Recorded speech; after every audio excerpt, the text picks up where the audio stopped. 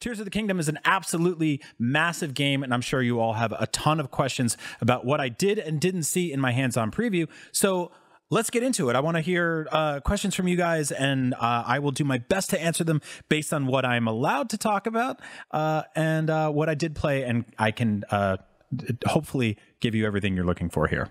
Yeah. So, Reb, let's start with you. Yeah. So I want to ask you about the music, because I remember when I think it was like one of the trailers came out not that long ago, you were on the show and you were kind of disappointed because it was just the tinkly piano again. But now you've seen a bit more. Like, is it still just tinkly piano? Like, are we getting like sweeping Zelda themes? What's happening? Yeah, it's actually just all tinkly piano. They fired the other musicians.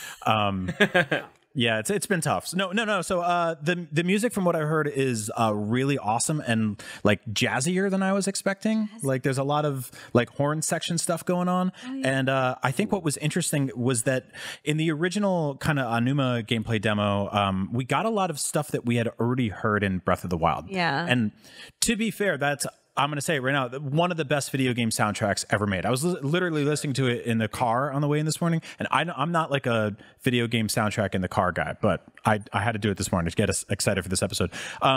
Everything I've heard new in this game sounds really awesome, and the familiar stuff is, just as good as it always was. I'm still waiting for more surprise there, and I think it's still coming. But like, if you look at the music cues in the last trailer that we got, that was the big one that I think like all of us were like, all right, I'm totally in. I'm totally on board. Not like we weren't, but that gave us the tingles, basically. Yeah, what you saw from what I've seen in your preview was like fairly, running around the world and doing like little things out in the world, basically, and not, these big, you weren't like looking at big story moments that might have big kind of. Yeah. So that's important to note. Like, my preview was deliberately all gameplay. It was no lore, no story, no cutscenes. So a lot of that is like still really, really secretive. Yeah, and I think you don't really know any more than the rest of us what's going on. No. Like, I can tell you all sorts of mechanical things, right? About like how you're interacting with stuff and frame rate and controls and what it's like to use Ultra Hand and Fuse and all that fun stuff. But in terms of like where you start the game, we theorize that it's in the sky, but we don't know what happens from there. I've seen a lot of speculation about dungeons and stuff like that. There was nothing explicitly that anything I saw that indicated like dungeons are back. Not saying there was nothing I saw that said dungeons aren't back. Right. But like, we just truly don't know yet. And we're just a few weeks away from launch. And it's like, it's kind of amazing how little we know about this game, despite the fact that like I've now seen several hours of it. Yeah. Wow. Yeah. How about this? I know now what I must do. I've been waiting to do that bit this whole time. I know. Just have a Master Sword. It's been holding a Master Sword for about a year now. Right. How long did you actually get to play the game? I want to know how envious I should actually be. I want to for my envy levels. I want to say I had like 2 30 or 40-minute sessions, and then a couple where I was hands off and I was watching Nintendo of America PR folks play the game. And one of the things that like was a running theme in my sessions was talking to the PR people and having them kind of like look at me like almost like a father would to a kid who's figuring something out, where you want to give them a little nudge, but you don't want to give them the information, where you're like, oh yeah, you could hold a fork like that. I don't know if it's the smartest way to hold a fork, but one of the things they said to me a lot was that like, oh, you're attempting this puzzle in a different way we've seen anyone do it so far. Oh, I love that. I love that so much. Yeah. And so I really think that that's going to be a thing here, in that like we're all going to come in and we're all going to tell stories about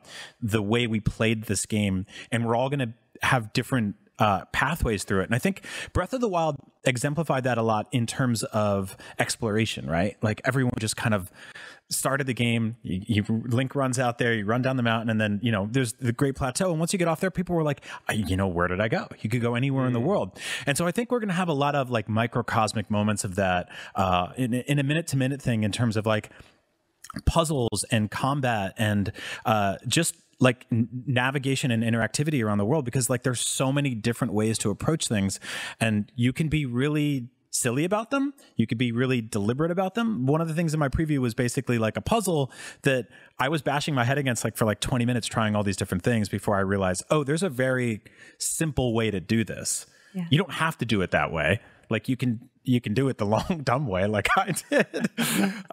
But there, I think that's what's going to be a thing that we're all going to discover a lot is just how people solve stuff. And of course, from there, you're going to get a lot of just incredible moments on social media, right? This is going to be one of those infinitely shareable. And I want to give them a shout out again, but I put one of their videos in my preview. Aquatic Ambi is somebody I follow on Twitter who just almost every single day puts up incredible Breath of the Wild videos that seem like they're just breaking the game in really creative ways.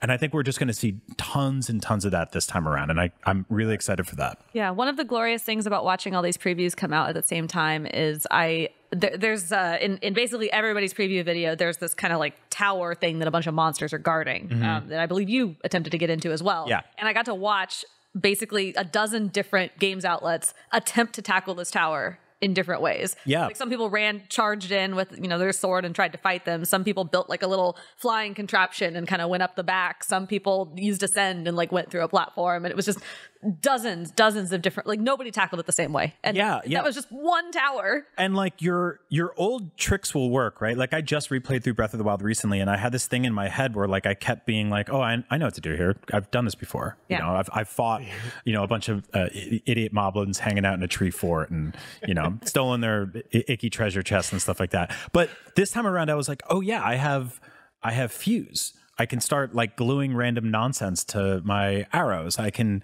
you can lob items at enemies in this game now. Yeah. So you can get like anything, right? Yeah, like anything. And you just throw an apple at a guy's head if you want. Like, and it doesn't make sense, but like the game looks familiar in a lot of ways because aesthetically it is incredibly similar to Breath of the Wild, but functionally there's all this different stuff, and it's easy to forget that when you're kind of lost in the moment. And so eventually you have this thing click in and you're like, oh yeah, I'm not playing Breath of the Wild, I'm playing Tears of the Kingdom. Like I've got all these new tricks to play with here. So I think it's about getting out of your comfort zone and making sure that you don't just run up on bad guys with a stick and keep hitting them until it breaks. You go, oh, I'm gonna glue a rock to this thing and make it stronger. I'm going to make a spike ball bad. I'm going to throw an apple at a guy's head. I just realized this is going to make going back to Breath of the Wild feel limiting, which I did not think was possible. Yeah. Yeah. That's it. I mean, it's a good point. I think that like they'll both be sort of defined by their own boundaries. What I wonder, and again, like most of what I played was in the sky. Hyrule down below, like people have been doing, like it's like they're looking at the Bigfoot footage of like, they're geolocating. They've been like doxing Zelda. Like, where does this scene take place? They're all figuring it out, and it's great. But it feels like a lot down there from what we've seen so far is like familiar or remixy of familiar stuff.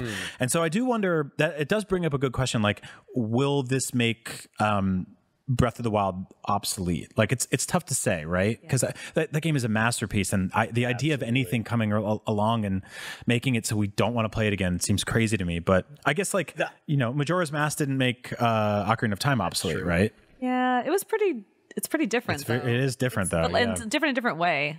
But I don't know. Yeah, no, the Zelda sequels are rare. Yeah, go for it. Follow-up question. You said you played like 40 minutes here, 40 minutes there. But I don't know if you could have gotten that sort of sense, but I'm wondering, is the wonder still there? I'm replaying through Breath of the Wild right now, and I just love that the world, and I say this all the time, the world is alive in spite of me. Like it doesn't care. And were you able to pick up on any of that, or was it just not enough time or exploration? Oh, no, definitely. And so I think that like what's interesting about the Sky Islands is they are similar but different, right? Like they have this very sort of uniform look so far, at least from what I've seen. They're a little disorienting because like you'll be up there and there'll be like a cluster of them, and you'll look around and see like 3 or 4 and be like, did I do that one already? And then like one of them will be gigantic and it'll have like a bunch of combat and puzzles, and another one will be like really tiny. And every time I turned the corner, there was something there that I didn't like fully understand. Like I talked in my preview about like a puzzle I did where there was a Korok wearing a backpack, and I hadn't seen that before, right? And like I built the jet. Have a little piece of poo in there to give you. Yeah, him and his buddy. He was going to an Aesop Rock concert. Yeah, they had like this like little poop party. They gave me 2 seeds. So. But yeah, there was a lot of little things like that. But in terms of like, I haven't had a moment yet where, remember the first time you were playing Breath of the Wild, you came up over a hill and like a stone talus popped out of the ground.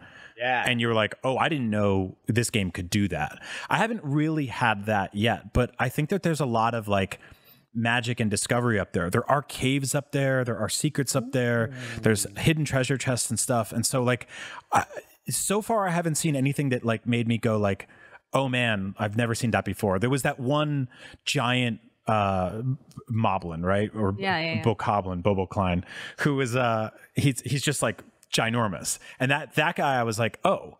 And like, we saw there's stuff that we've seen in like leaked press images and stuff of like Talus with bad guys on his head and stuff like that. So to me, it's like the enemy variety is going to be doing a lot of heavy lifting. Because in terms of like wonder for me, like I remember the first time you saw like a Lionel, right? And he had that question mark over his head. That's what I'm looking for here. And I haven't really seen a lot of it yet, but there's a lot to discover up in the sky. And I think that's what makes it kind of like special. Like the first time you kind of soar up there, there's definitely this like, whoa. Like there's that, it felt like going in the elevator in Elden Ring, right? It's up high. Yeah. Really up high. Yeah. And it's like, I'm not like afraid of heights, but I do get like a little pins and needly every now and then. And there was definitely some points where I was just like creeping around and I would like look over a ledge and be like, oh yeah, that's a big fall. Like that's so, and I do think that like there might be something, below Hyrule too. Like I do think there might be a whole sub level. And so that all remains to be seen. But like, I think in terms of just like exploring up there, it was really cool so far because there was just a lot of stuff to do, almost an overwhelming amount, considering it's just a bunch of tiny little islands, Yeah. And so I'm hoping I land on an island and like a monster I've never seen in my life pops out, or like there's some creature, some helpful beast that pops out of the floor. Like, put him up there. So yeah, so it remains to be seen. Jeffrey, how about you? You just seem like you're like, oh man, I just want to play the game. I do have an important question that I surprised Reber Seth didn't ask, and honestly, they're gonna feel like such dummies when I ask it. But I need to know, Brian. It's a two-part question. Okay. A, did you use Ascend? And B, did you use Ascend to go up through a Hinox? Let's see. He's racking his brains trying to remember which one a Hinox is. No, I know. Well, okay. So I'll put it this way. I theorize that you'll be able to ascend through organic things if they're large enough. Oh my God! Wait. That's my guess. I can't confirm or deny whether or not I've done that specifically, but I will say I did use Ascend a couple of times, and that is the power that's like the one you forget you have the most. Because, it's like the Cryonis of... Yeah. Where you're like, because you're so used to... Breath of the Wild was like, you can climb anything. And now they're like, yeah, swim through it. Like, so, which is interesting. And so I had a moment in my session where I used Ascend. And now to use Ascend, it's actually kind of disorienting because your camera looks directly above you. So you were like, just literally like put your neck back and look at the ceiling. That's what it feels like. And so, yeah, right. It's... Exactly. And so you want to line that up perfectly. And it pops up this like kind of grid overlay that you have to, align sort of in a parallel way to the ceiling above you. And I stupidly, like, I flew into this like it was like a little rock hanging underneath an island. It looked like where Luke Skywalker hangs at the end of Empire Strikes Back, right? Like it's like nothing. It's like a stick. And I was standing on there and I looked up and I was trying to ascend back up because that was the only way to do it. And it was just like, imagine like you're just standing on the edge of a cliff and then looking at the sun. And I just like took 2 steps and just walked right off and killed myself. So, it is weird because it's also like it takes a beat longer than you would expect it to. Like Link starts swimming and he's just like, whoosh, whoosh, whoosh, whoosh, and you're like, oh, it's still going, huh? And then you pop out on top. And what's weird is the game doesn't like, the game registers that you're popping out on top, but the enemies and things around you haven't like registered that you've committed to that animation or that move yet.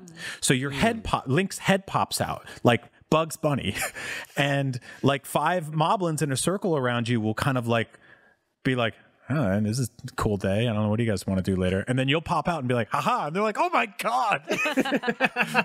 So that's the thing that can happen. It's very funny, like, because it doesn't actually like converse to the world around you until you're fully through it, because you can pop up and be like, nope, and go back down, which is really funny.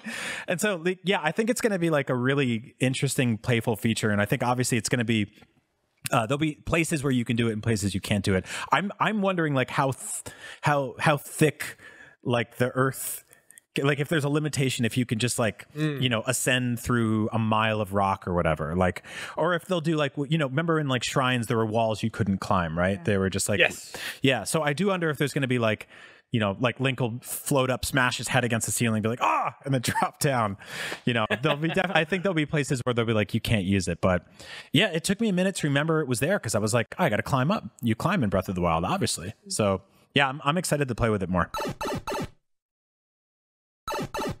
That reminds me of like the physical comedy of Elden Ring, like yes. like all the skeletons getting run over by the big spiky rollers, and just kind of like the very silly things that your character could do as they were like walking into a room, seeing a giant, turning around and running back out. Yeah, it feels like maybe there's going to be some of that weird environmental emergent humor. Yeah, almost. Absolutely. I had tons of moments like that where I was just like cackling at really silly things that happened to me or that I did by accident, or like there's a lot of that, especially like, I mean, when you start making like rickety wobbly idiot jets and stuff like that, like there's just all this like goofiness that inherently comes with like getting on this thing that you just bash together and then flying across, and then it runs out of battery and it's just like and you're like, I gotta jump. But yeah, somebody's going to figure out how to do like some sort of infinite battery trick within the first couple of weeks of this game being out. Yeah, and they're going to break the game this way. And I have a feeling we'll learn more about that. What we're looking at right here for a second was they put Japanese capsule toy machines. Gacha. Yeah, Gotcha. Gachapon. Gotcha. And they're really cool because it's like that's kind of how you get your Zonai devices. And all these Zonai devices are all like really interesting. It's this new, toy box you have now, and putting them together in different ways creates like really interesting things. And like I showed in my preview, like I did a really stupid thing, which I was like, I'll put a fan next to a hot air balloon. That'll be cool. And then the fan will blow into the hot air balloon, and it just didn't work. So I think there'll be like a lot of trial and error with that kind of stuff too. Yeah. Is it weird? Like I feel like when I play Animal Crossing, like terraforming is such a daunting task for me, and I feel like I'm worried that that'll be like that in Tears of the Kingdom, where like, because in your preview I saw you putting things together. Do things like snap in place? Like, did you ever feel lost of like, I gotta put it here instead of there, and like I gotta like, I don't know. I'm not creative, so I'm worried I'm gonna be bad at it. Yeah, no, it's a really good question. I mean, like I will put it this way, like this mechanic it's not necessarily or even remotely why I play Zelda, right? Yeah. Like historically, when I come to Zelda as a video game franchise, that meant like the exploration, it meant like experimentation with weapons and stuff like that. It meant bosses and dungeons and cool music and all that fun stuff. And slowly over the years, that's now evolved. And Breath of the Wild has basically been like, this is a big sandbox playground, and you can use your magical powers and runes and stuff like that. And so like, yeah, Jeffrey, I'm with you in that like I wasn't sure if it was something I would really like, and it grew on me pretty quickly. In terms of like actual construction, it sort of feels like when, you hold two magnets and you move them around and all of a sudden they click. Like there were parts where like, I don't know if you can like stick one thing to another thing. And now like there are two ways to do that, right? Like there's fuse, which we all saw that like creates a new thing using two things. But Ultra Hand has this like Nickelodeon GAC jelly stuff to it. Then where like you put something near another thing and all of a sudden this like goop comes out, and it'll two jet pieces and just put one on top of each other and the other, and it just went like and they just like made this like yucky green sandwich. And I was like, all right, so that'll work. But like, yeah, I was able to move rockets around, and it gets this kind of like jelly thing to it where it sticks and then pulls back a little bit and then snaps. And what's really funny about that is when you put something on the wrong way, like I put a rocket on backwards, again, like that's why I referenced Wile E. Coyote in my preview, because it was like that's something he would do. It was very stupid. I had to remove it, and the way to remove that is you select it with the right stick, and then you wiggle it and pull it at the same time. So you see this animation of just like Link grabs this thing with his hand and just starts like shaking it like it's like stuck, and then rips it off, and it's just really comical. It's got like this really like goofy Nickelodeon vibe to it. And so like I'm not sure if like each surface has a finite amount of like pivot points basically where you can glue things, but it didn't seem like too limited for me. Like it seemed like you do have some options there.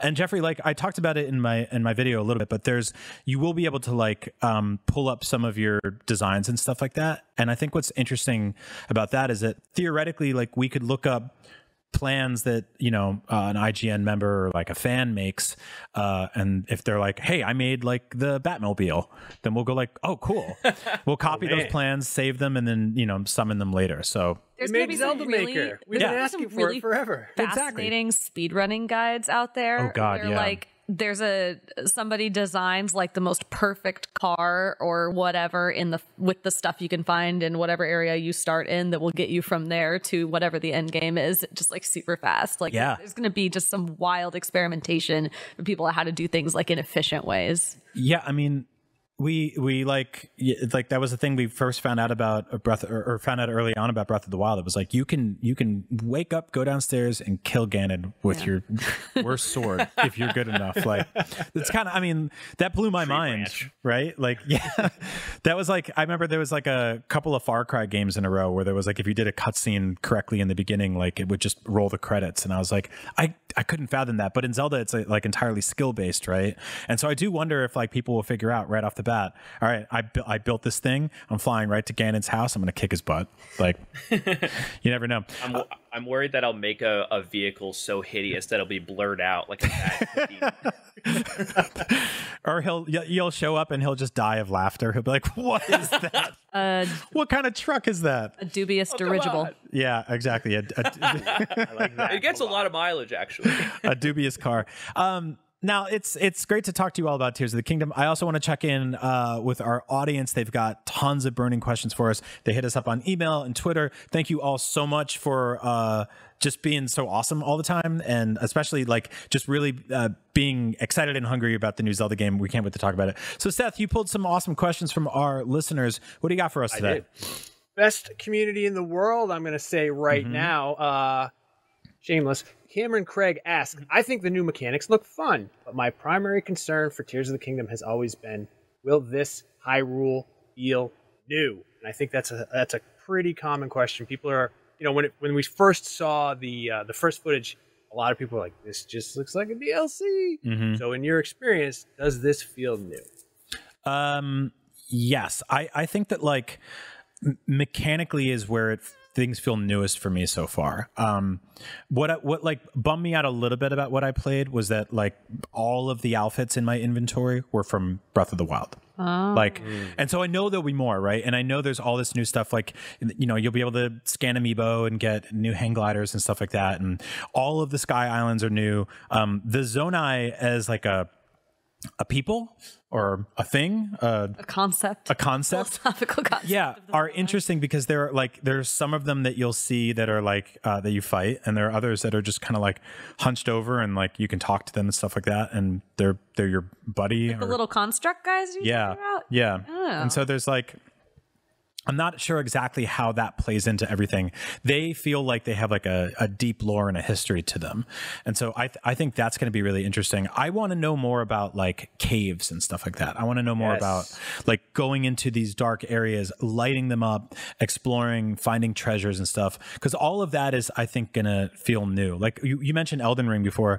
Like there are a lot of, what were they not like dungeons in Elden Ring, right? Like the subterranean areas. Oh, yeah. And all of that was just like you would turn a corner and see a creature or an enemy you'd never seen before in the main game. I'm a little apprehensive about Hyrule being 1-to-1. Like obviously they're remixing a lot of stuff and they're adding in a lot of new stuff, but like if it's structurally the same Hyrule, but with some new architecture or some stuff moved around a little bit. I don't have Breath of the Wild memorized front to back, but I will say that like feels like a slight letdown, and that can be offset by how much there is to do in the sky, and if they do like a subterranean level underneath everything. I'll be honest with you. That's actually the thing that I'm most scared of. So we've seen in official footage, we've seen like a couple glimpses of like this cave underground kind of temple area maybe, and we've seen like a couple smaller caves. I believe in like the footage Anuma was playing, like he pointed out that there was a cave, but there's been so much speculation about there being like a massive underground complex. Yep. And I don't think you have this answer for us at all, but like I am terrified that it is going to be like one dungeon and then a couple little caves here and there. I am terrified that it is not going to be like this giant thing that everybody is speculating that it is. Yeah. I want it to be that so bad. I want there to be just a whole nother layer to this game that we don't even know about yet. But I'm very carefully tempering my expectations just in case it's just a little bit. Yeah. No, you're absolutely right. I think that's where I want the most of the areas of this game to really shine, because I feel like the sky islands are really cool, but they're also kind of small, and you will explore them and you will travel from one to another, and like it's a puzzle in itself is getting from one to the next, but they don't have that sort of like vast, horizon goes on forever feel that like Hyrule does down below. Yeah. They feel like there's a bunch of it feels more like, and I mentioned in my preview, it feels more like the islands in Wind Waker. We've got this huge sea in front of you, and then all of a sudden you see something and it's a point of interest. Whereas Breath of the Wild was like, I could go in any direction. The Sky Islands right now are like, well, I did this one, there's a couple more over there, so I better go over there. Yeah. And so I think that's going to depend on like how much you're able to travel between those things, how quickly. The sections I played were limited in terms of like, your battery life on your jet is not great, so you can only go so far. Your hang glider can only go so far, and so I'm hoping eventually you just have this like totally maxed out, helicopter or whatever, and you can just go from island to island. You can fly down below, you can hop out, you can go underground, and so.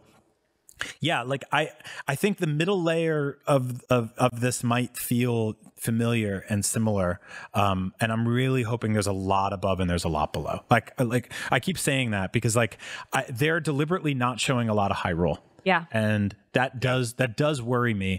The opposite argument is that maybe they're not showing it because there is so much surprise down there. That's actually that is what I think. Yeah, I think they're not. I think basically everything that we've seen has been like cutscene, and then that one area kind of like I think it's sort of in the middle of Hyrule that you've been in that was in the gameplay trailer. Like it's been like the same handful of Sky Islands. It's been the same area. Yeah. So I think that's maybe the least changed. Yeah. Perhaps. Yeah. I want to believe. Mm-hmm. And obviously, like, there's a bunch of Zelda YouTubers who are pinpointing the exact pixels where like the new God bless them. Yeah, they're awesome.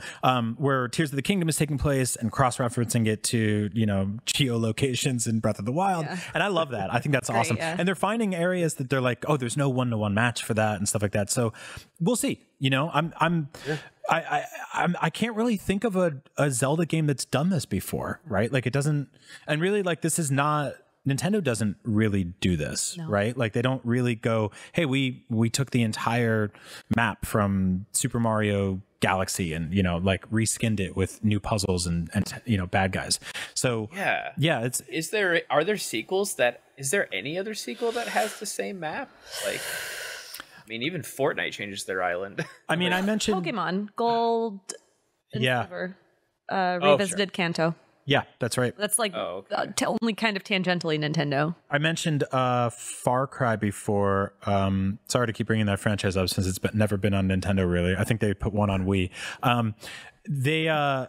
Far Cry Primal had the same map as Far Cry 4, but took place, thousands of years before, obviously. That's right. And there was a lot of backlash there because people were like, I already played this map. And I had played both games extensively, and I was like, I didn't even notice, honestly. Like one of these things has like, cavemen on it, and the other is like modern day Karat or whatever it was. And so I don't know if it's really going to be a concern. I think once you get down there, if there's enough to do and if there's enough change, it'll be okay. Yeah. Well, I mean, Jeffrey and I were talking before the show. He moved his desk around a little bit. it's the same desk, but it feels like a totally new place now. It's moved some Funkos around. Yeah, you know what? That's good just for mental health. Sometimes you just got to move the bed to the other side of the room and remix the furniture a little bit. Get a fresh look on life. If there is an underground area to Hyrule, I wonder if you can ascend up to the main map in Hyrule, or is that too thick for Link's ascend powers? Wait, that's what we were talking about that before. I really can't wait to find that out. Like, if you can just, I don't know, maybe if you can like level up your ascend to like level 100 and just go from like the basement to the clouds in a push of a button, we'll see. Ooh, yeah, I bet all those powers do have like a plus version in an eventual DLC something. So, like, it'll be very Looney Tunes style, like digging through the Earth's core, and then you're on the other side of the world. And I'm like, oh my! It's like that. There's that portable hole, Looney Tunes, where he just has a hole that he invents. You can just fall into it. It's exactly what that is. Somebody on Twitter asked me if fishing was back, and I was like, I only played the stuff in the sky, but it would be really funny if you could fish from up there with like a really long line. Yeah. You just stand over a lake and you're just like reeling it in for like 45 minutes. And you're like, it's a boot. All right, we'll try again.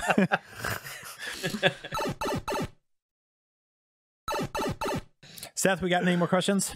I got more questions for you. This one's from Jose Miguel Viota. How do the controls feel with all the new abilities? And then how is performance when many things are happening at the same time? Are there noticeable drop downs in frame rate? And I think that's another concern that a lot of people have. Yeah. So I didn't see anything that was specifically like patchy or rough. If you remember, like there are sections in Breath of the Wild where like even if you don't care about frame rate, you were like, oh. When you see the Master Sword for the first time, it's like... Yeah, that whole forest, the Korok forest, is definitely like a little ambitious. But also like that was a Switch launch game, and I was like, my mind was blown to have an open world game in handheld form like that. Yeah. And so I didn't really care. But it's been a couple of years, and we've had a lot of conversations about, whether or not this thing can handle it. And so far from what I've seen, like especially like going up into the sky and flying around and stuff like that, I didn't see anything major yet. But I do think that like I feel like there's just got to be some sort of frame rate issue if you just skydive directly from the highest sky island all the way down to Hyrule, while doing a bunch of other nonsense. Yeah, remember when people were like, and still are, stasising a log, hitting it like 20 times, getting on the log, and then going really fast across the map, and they'd go, and then they get like halfway across the map, and it would just like stop. Yeah, several seconds because the world had to catch up. That's kind of what I'm afraid of, because I feel like people are maybe potentially moving that fast when diving off of sky islands. I know, and the Blood Moon did a lot of heavy lifting in terms of like resetting the because that was basically just like, hey, you left a bunch of swords and garbage on that hill, so we're going to clean them up. Time to clear the cache. Yeah, exactly. In terms of controls, I am not going to lie, like they were cumbersome and they took me some getting used to. My thing about them is that Breath of the Wild didn't really feel like most other games, and when I played it, I didn't want to play anything else. So I learned that language quickly, and I lived in that world, and I breathed it, and I slept it, and I thought about it all the time. And then when I jumped over to something else, I was like, oh, that feels weird, right? And so I think that you'll get used to them. It's finicky. Like, it's definitely like there were a lot of times where I went to pull up something and then threw it on the floor, or I went to fuse something as one does. Yeah, and just didn't do it correctly. There's, and I think in combat scenarios that could be an issue if your sword breaks and you need to pull up another one and fuse it to a horn or something like that. It was a little tricky. Like there was a lot, and that was honestly a running theme with a lot of the previews I read, where people were like, this took some getting used to. But I will say that like by the end of my sessions, I was learning it, and I had the language down. And I think that like after, we're going to play this game for like 150 hours. And so after that, I was like, I'll get there. It'll be good to go. Yeah. So yeah, don't be alarmed if it like pushes back a little early on. Keep fighting. I didn't get a chance to like poke around in the menus to see if there's anything I can do to like make it easier or better or remap or anything like that. But so far it's a little tricky, but I think it's something that you'll be able to learn easily. Yeah. Nice. All right. Got a question from Jeffrey Way. Oh, sorry, Jeffrey. There's a new Jeffrey in town. Jeffrey says, I'm curious what the limits will be when it comes to the batteries for Link's vehicles. Power seems to drain quickly at the start of the game. Do you get the sense that by the end of the game, Link could potentially... Oh, we already asked hypothesize this. Fly across the entire world in one go. Oh yeah. So the battery thing is interesting. Link effectively works as like a remote to the battery. So the battery doesn't work as well if you get further from it.